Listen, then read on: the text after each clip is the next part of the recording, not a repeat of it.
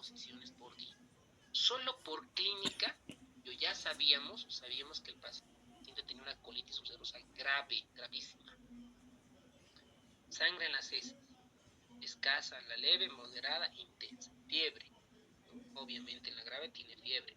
Taquicardia, más de 90 la considera para esta clasificación, lo ideal debería ser más de 100, pero acá más de 90 ya la considera grave. Anemia, ¿no? Acá no sé qué tanto el libro de Harrison se haya confundido, pero está acá dice en grave menor o igual a 75%. Debería ser más, ¿no? Más del 75%. ¿Cómo está la velocidad de eritrosedimentación globular? ¿No? Lo que nos dice indirectamente cómo está la inflamación, más de 30 en la grave.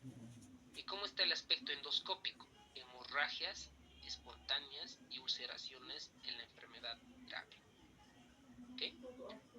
Muy bien, en el laboratorio, ¿qué voy a encontrar en el laboratorio? Voy a encontrar aumento de las proteínas de reactantes de fase aguda. El BES, ¿no? el BES, el PCR y otras. Y dentro de estas vamos a encontrar la lactoferrina. La lactoferrina es un biomarcador en las heces que nos ayuda, que tiene alta sensibilidad para detectar si el colon está irritable. Incluso puede haber si hay proliferación bacteriana excesiva. Y entonces las úlceras profundas pueden tener un aspecto en broche de collar, como ustedes ven acá en esta imagen, lo que indica que han penetrado la mucosa, ¿no? Entonces este término, nótense en su resumen, broche de collar. Entonces en la endoscopía, colonoscopía en realidad, el aspecto en broche de collar, característico de colitis ulcerosa. Diagnóstico. Primero la clínica, ¿no? Doctor, me siento cansada, tengo diarrea con sangre, 20 veces al día,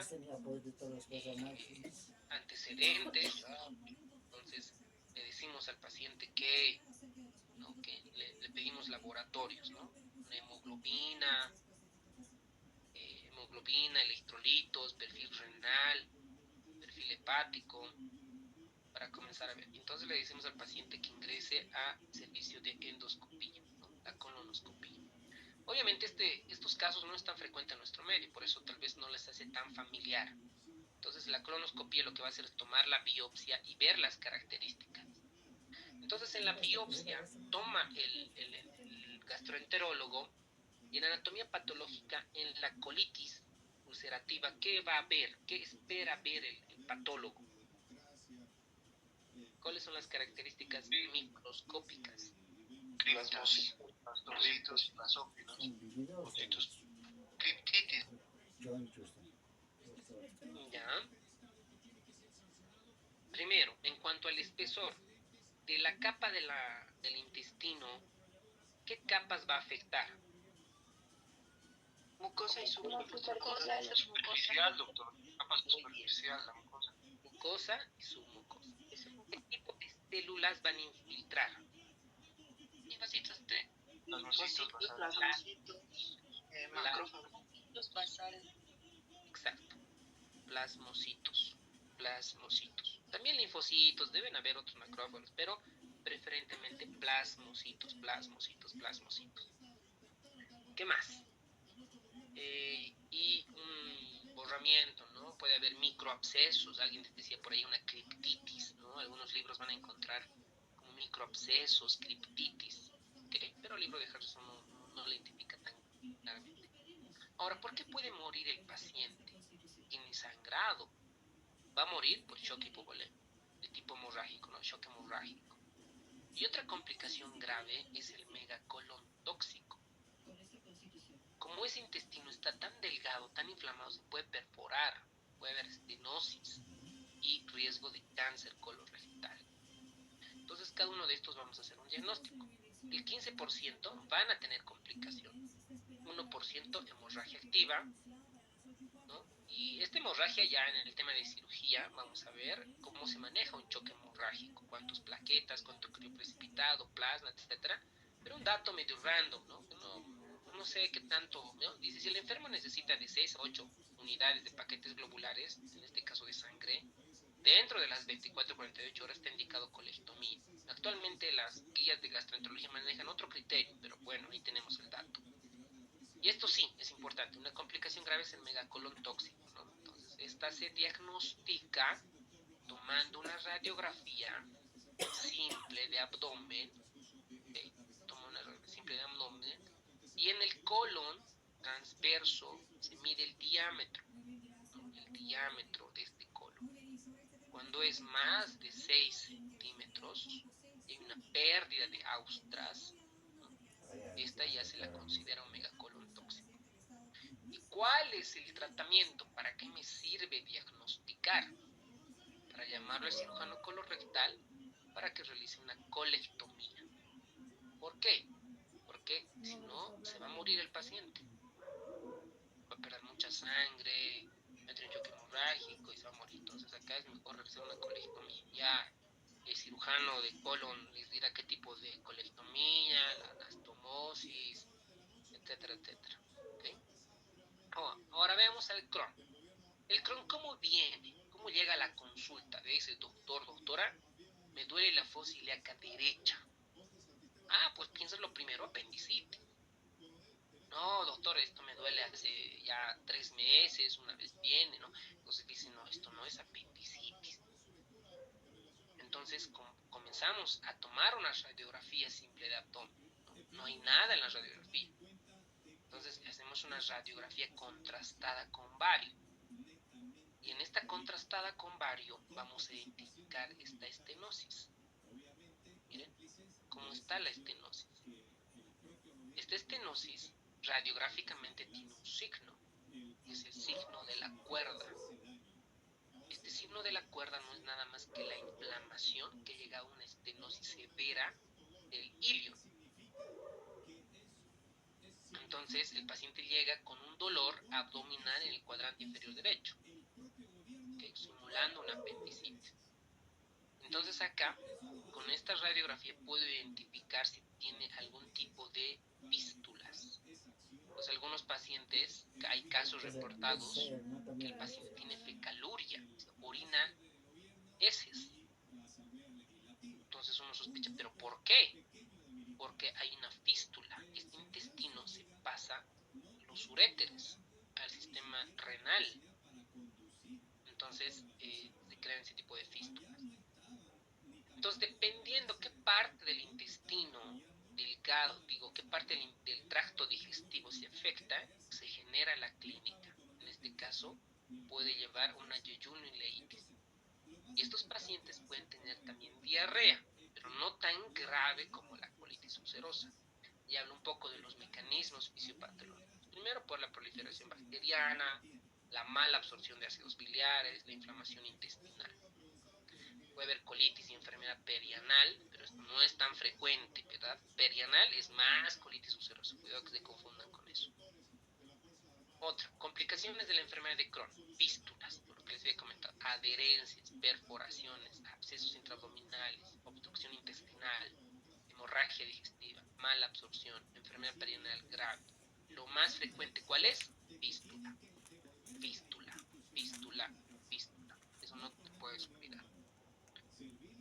Ahora, entre colitis y la enfermedad de Crohn, desde el punto de vista inmunológico, más interesante es Crohn.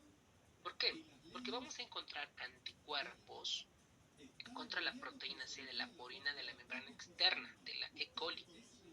O sea, allá hay anticuerpos.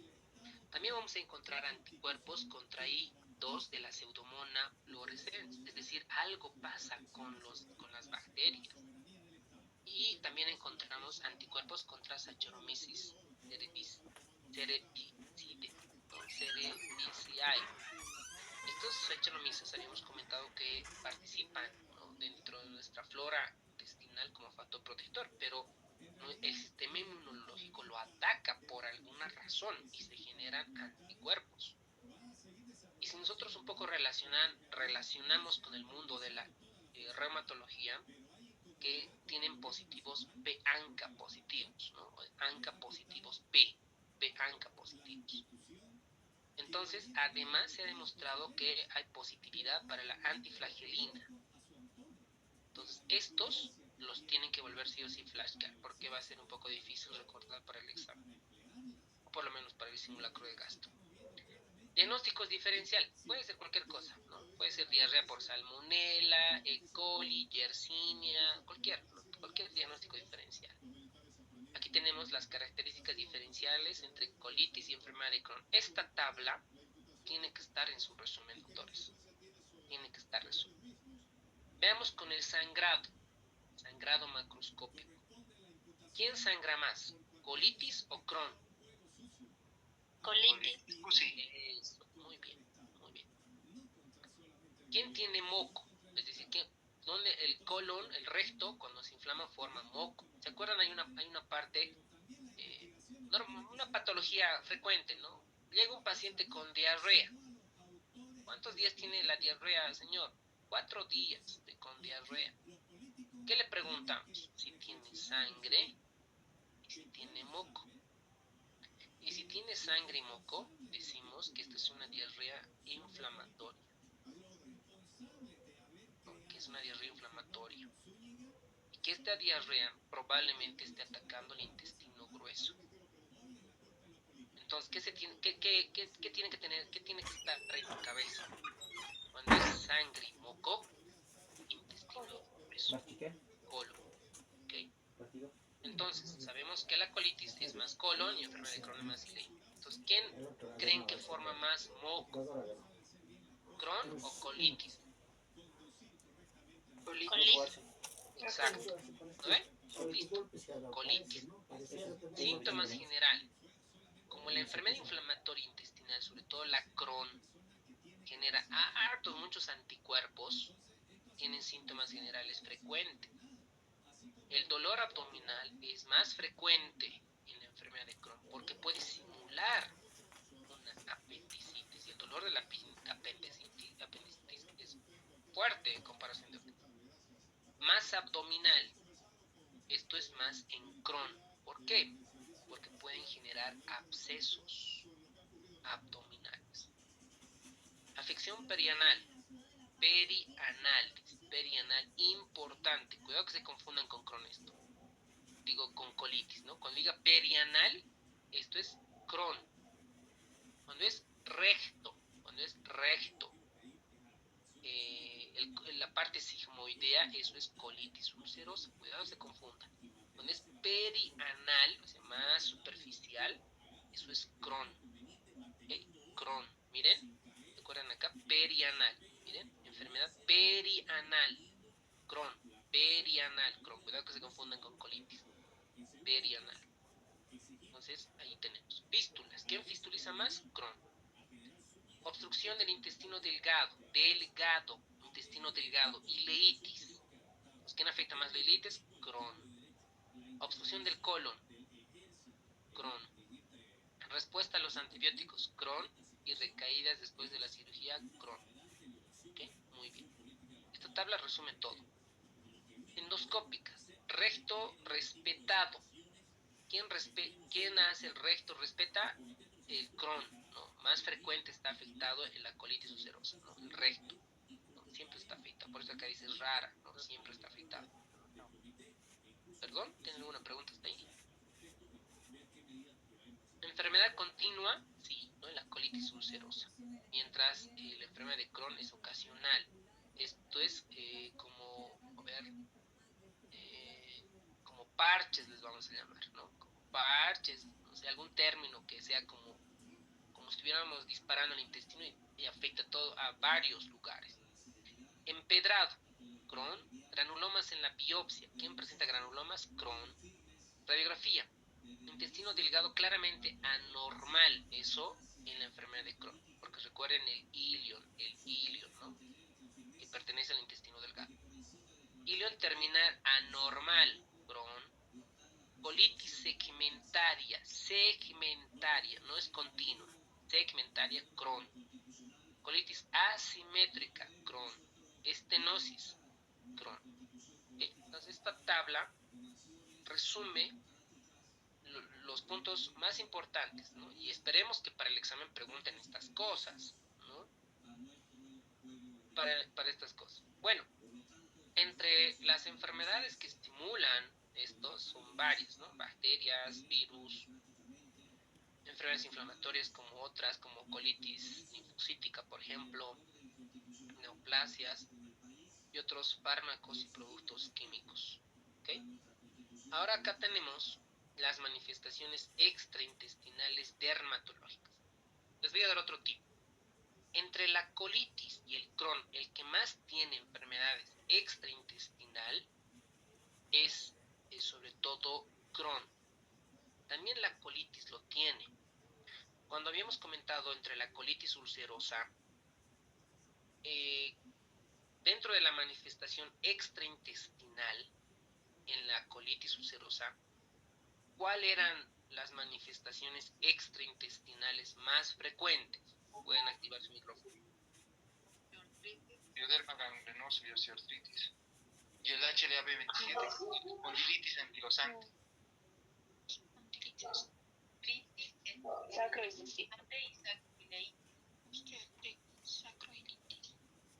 Eso, muy bien, doctores. No pueden olvidarse de la colitis ulcerosa. ¿Okay? De manera general, miren, acá dice, veamos al eritema nodoso. El eritema nodoso es más frecuente en el Crohn que la colitis ulcerosa. ¿Se acuerdan? Para colitis ulcerosa está osteoartritis, espondilitis anquilosante y la sacroilitis. Y ahí la tienen clara con eso, colitis ulcerosa. Ahora, en el otro lado, en su resumen, así digamos, están haciendo su resumen, ¿no? Colitis ulcerosa y enfermedad de Crohn. Aquí habíamos visto lo más frecuente, la osteoartritis, espondilitis anquilosante y la sacroilitis. Acá van a poner en su resumen eritema nodoso. Bueno, eritema nodoso. Ahora, otros diagnósticos diferenciales, por ejemplo, en la enfermedad de Crohn, puede estar el pioderma vegetans. Pioderma vegetans. Incluso se ha identificado el síndrome de Sweet. ¿Qué es el síndrome de Sweet? No es nada más una dermatosis, alteración en la piel que tiene infiltración neutrofílica y el paciente tiene fiebre. Y en algunos de los casos puede estar con 5 al 10% de psoriasis y algunos pacientes pueden tener acrocordones perianales entre un 75 y el 80%. Sé que esta parte probablemente sea un poco confusa, pero ya les he dado los tips entre las colitis y la enfermedad de Crohn. Los pacientes, ¿cómo llegan? Miren, eritema nodoso. Esto no necesariamente es que enfermedad inflamatoria intestinal puede presentarse igual en otras enfermedades, como por ejemplo las artritis. Pioderma gangrenoso, como si fuera una herida que es difícil de sanar. El pioderma vegetans. Entonces son manifestaciones extraintestinales de la enfermedad inflamatoria intestinal. Otra es la dermatosis neutrofílica febril, ¿no? El paciente tiene fiebre, tiene zonas eritematosas en la espalda, puede tener grupos dolorosos, ¿no? Miren estas lesiones que pueden medir hasta 2 centímetros de diámetro. El paciente obviamente como tiene fiebre, puede tener prurito y se puede rasguñar, ¿no? Y esto lleva al síndrome de Sweet. Esas son las manifestaciones dermatológicas. Luego tenemos las manifestaciones reumatológicas. Las manifestaciones reumatológicas pueden ser en artritis periféricas. Esta es sobre todo en la enfermedad de Crohn de un 15 al 20%. La espondilitis anquilosante es más frecuente en la colitis, ¿no? Y en el Crohn solamente es un 10%. Y tenemos ahí la afectación de 2/3 partes del HLA-B27 que habíamos comentado. En la parte de oftalmológica igual pueden tener conjuntivitis, uveitis, epiescleritis. Y este dato nótense, la uveitis, la iritis anterior, es más frecuente en la colitis ulcerosa, mientras que la epiescleritis es más frecuente en la enfermedad de Crohn. ¿Okay? Hepatobiliar. En el hepato biliar, en ambas puede haber esteatosis hepática, colilitiasis y la colangitis esclerosante primaria. ¿Qué tienen que saber? Que la colangitis esclerosante primaria es más frecuente en la colitis ulcerosa. ¿Okay? Muy bien, veamos otros datos. En las complicaciones urológicas, las nefrolitiasis. Las nefrolitiasis, ¿en quiénes es más frecuente, doctores? ¿En Crohn o en colitis? Pueden activar su micrófono. ¿Y por qué, no? Sobre todo el por qué.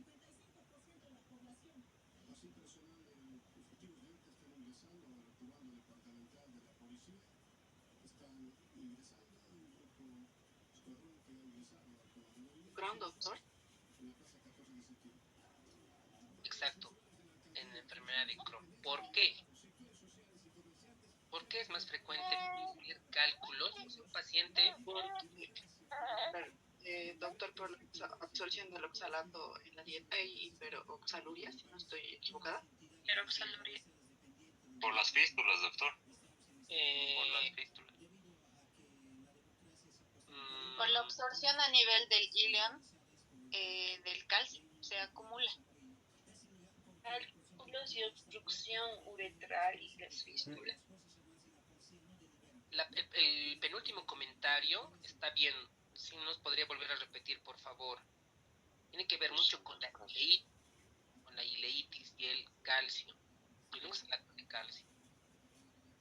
Bueno, para terminar, la nefrolitiasis, los cálculos, ¿cómo viene un paciente? Un cólico renal. Doctora, me duele la fosa lumbar, que irradia a los labios mayores, ¿no? O al testículo, ¿no? Irradia el dolor fuerte, ¿no? Se ponen al piso, etcétera, un cólico renal. Entonces, estos cálculos son generalmente en la enfermedad de Crohn. La pregunta es ¿por qué? Porque el oxalato de calcio, por hiperoxaluria, mayor absorción de calcio, normalmente el ilion es el que absorbe. ¿Okay? De manera fisiológica, normalmente, cuando uno consume calcio, el ilion comienza a absorber, ¿no? Comienza a absorber y algunas de estas partes comienza a eliminarlas. Pero cuando hay inflamación del ilion, hay como están aumentadas, digamos, los poros, si vale el término, este calcio tiene mayor avidez, se deposita en el riñón.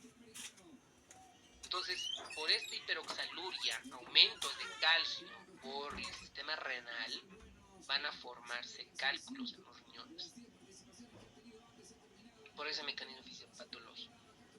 Por ende, estos pacientes, como tienen calcio, pueden tener obstrucción uretral por estos litos renales. Además de esto, se ha demostrado que los pacientes tienen disminución de la masa ósea del 3 hasta 30%. Y obviamente, si el paciente requiere inmunosupresión, como glucocorticoides, inmunosupresores, va a favorecer a la osteopenia. Y por ende, van a tener fracturas de cadera, muñeca y otras. 36% en la enfermedad de Crohn, sobre todo las fracturas. ¿Okay? Pues esto es para enfermedad de Crohn principalmente. Y ya para terminar, el tratamiento depende de la severidad del paciente. Esta tabla es de manera muy resumida. Vamos a ver en la colitis. Leve a moderada y colitis moderada a grave. En un paciente de leve a moderada, voy a comenzar por 5-ASA, por vía oral o rectal, ¿okay? Cualquiera de las dos. Si no mejora, corticoides rectales. Si no mejora, corticoides orales. Si no mejora, inmunosupresores de tipo acetioprina. Y si no mejora, infliximab. ¿De acuerdo a nuestro caso clínico, el paciente ya tenía AS, ya tenía corticoides, ya tenía inmunosupresores. Lo han escalado a infliximab. Cuando es moderada grave, comienzan con corticoides orales, intravenoso, inmunosupresores y más infliximab.